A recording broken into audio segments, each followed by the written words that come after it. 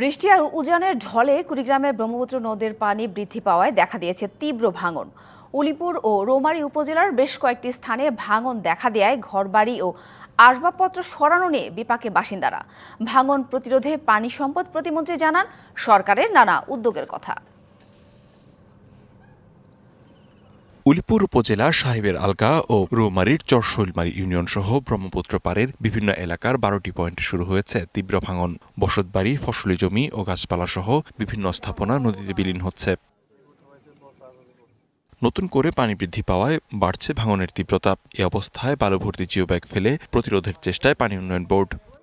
জমি জমা যা ছিল সব ভাঙছে, গরু বাছুরগুলো এগুলো বাইরে রাখি, তারপরে মনে করেন যে আর কি কিরকম অন্যরকম ভাবে আছি। নদীতে সব ভাঙ্গা গেছে, গাছের বাসব তলা রয়েছি, এখন পয়পলাহান নিয়ে কোয়ানে থাকি কি সমাজানি। ক্ষতিগ্রস্তদের অভিযোগ তাদের সহায়তায় এগিয়ে আসেনি স্থানীয় জনপ্রতিনিধিরা।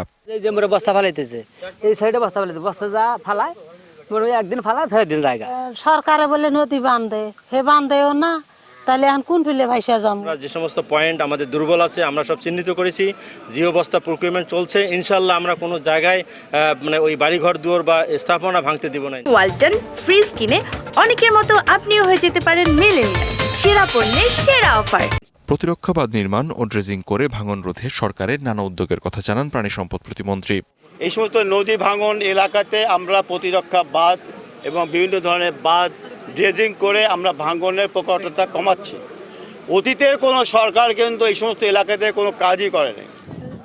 DBC news desk.